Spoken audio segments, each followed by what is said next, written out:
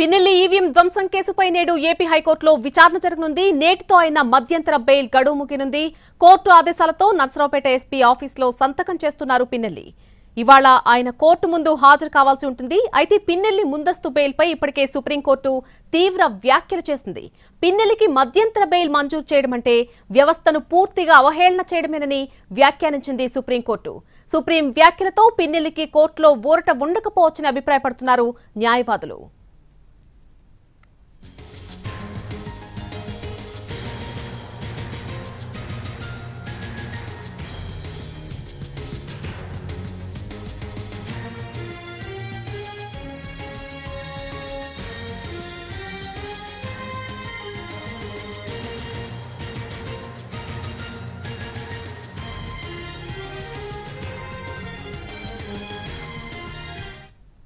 Pinnelli EVM ధ్వంసం కేసుపై ఈ రోజు ఏపీ హైకోర్టులో విచారణ జరగబోతోంది. నేటితో ఆయన మధ్యంతర బెయిల్ గడువు ముగినుంది.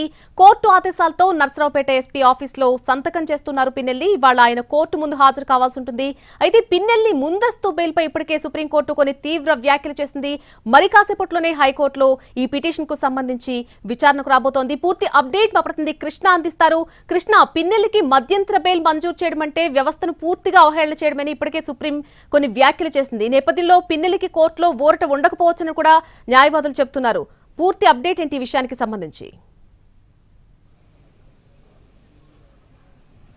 నళిని, ఏపీ హైకోర్టు ఏదైతే ఈవీఎం ధ్వంసం కేసులో పిన్నెల్లికి మధ్యంతర బెయిల్ అయితే ఇచ్చింది, ఆ తర్వాత బెయిల్ రద్దు చేయాలని కొంతమంది, పిన్నెల్లి వల్ల ప్రాణహాని ఉందని కొంతమంది ఇలా సుప్రీంకోర్టును ఆశ్రయించడం జరిగింది.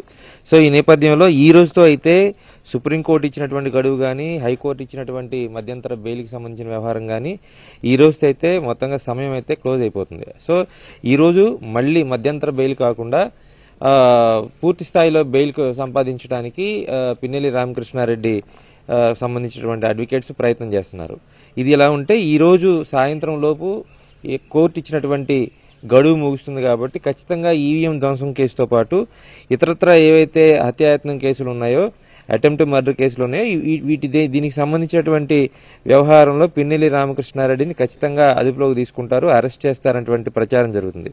ప్రస్తుతం అయితే మనం చూస్తున్నటువంటి భవనంలోనే, అంటే పిన్నెల్లి రామకృష్ణారెడ్డి ఇక్కడే గత వారం రోజులుగా ఇక్కడే నివాసం ఉంటున్నారు. ఇది గతంలో ఇక్కడ ఎంపీగా పోటీ చేసినటువంటి అనిల్ కుమార్ యాదవ్కి సంబంధించినటువంటి భవనంగా చెప్తున్నారు. దీంట్లోనే నివాసం ఉంటున్నారు. సో ప్రతిరోజు జిల్లా కార్యాలయానికి రావాలి, జిల్లా ఎస్పీ కార్యాలయానికి రావాలి, అక్కడ సంతకం చేయాలి. ఇది కోర్టు పిన్నెల్లి రామకృష్ణారెడ్డికి ఇచ్చేటువంటి కండిషన్. అదేవిధంగా పాస్పోర్ట్ను కూడా కోర్టులో సబ్మిట్ చేయాల్సిన పరిస్థితి, అది కూడా చేసిన పరిస్థితి ఉంది. సో ఈ రోజు సాయంత్రం లోపు, అంటే కోర్టు ఇచ్చినటువంటి గడువు సాయంత్రం 5 గంటల వరకే ఉంటుంది కాబట్టి ఈలోపు పోలీసులు అదుపులోకి తీసుకుంటారా, లేదంటే నేరుగా 5 గంటల తర్వాత అరెస్ట్ చేస్తారా అనేటువంటి ఒక సందిగ్ధం అయితే ఉంది. ఇక్కడైతే మనకి దరిదాపుగా ఒక 50 మంది పోలీసులు అయితే మఫ్టీలో కానీ ఇతరత్ర భవనాల్లో కానీ ఇక్కడే మకాం వేసి ఉన్నారు. పిన్నెల్లి ఒకవేళ బయటికి వెళ్లాలని ఆలోచన చేస్తే గానీ హౌస్ అరెస్ట్ లో ఉన్నారు కాబట్టి ప్రస్తుతం పోలీసుల ఆధీనంలో ఉన్నట్లే కాబట్టి ఖచ్చితంగా బయటికి వెళ్లే ప్రయత్నం చేస్తే మాత్రం అడ్డుకుంటానికి పోలీసులు ఉన్నారు. అదేవిధంగా సాయంత్రం లోపు పిన్నెల్లిని అరెస్ట్ చేస్తారనేటువంటి ప్రచారం కూడా జరుగుతుంది.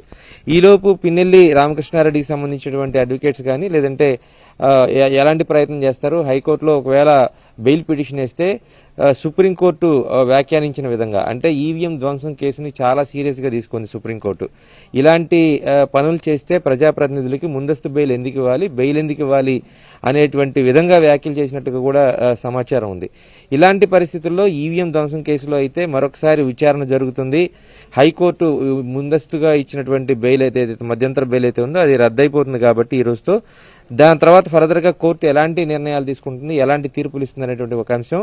అదేవిధంగా పిన్నెల్లి రామకృష్ణారెడ్డికి సంబంధించిన అడ్వకేట్స్ ఎలాంటి వాదనలు వినిపిస్తారు, అంటే బెయిల్ పూర్తి స్థాయిలో బెయిల్ వచ్చే పరిస్థితి ఉందా అని అంటే అదైతే మాత్రం ప్రశ్నార్థకంగా ఉంది. ఎందుకంటే ఒక ఈవీఎం కేసుతో పాటు అటెంప్ట్ మర్డర్ కేసుకి సంబంధించి 2 కేసులు ఉన్నాయి. అదేవిధంగా కారంపూడి ప్రాంతానికి సంబంధించి అల్లర్లకు సంబంధించినటువంటి కేసులు ఉన్నాయి. ఇవన్నిటిని కూడా ఒకదాని తర్వాత ఒకటి పోలీసులు ఖచ్చితంగా వెలుగు తీస్తున్నారు కాబట్టి మరో పక్కన సిట్ దర్యాప్తు కూడా కొనసాగుతుంది కాబట్టి ఈ రోజైతే మధ్యంతర బెయిల్ ఇచ్చే మళ్ళీ పొడిగించే అవకాశం ఉండదనేది భావిస్తా ఉన్నారు.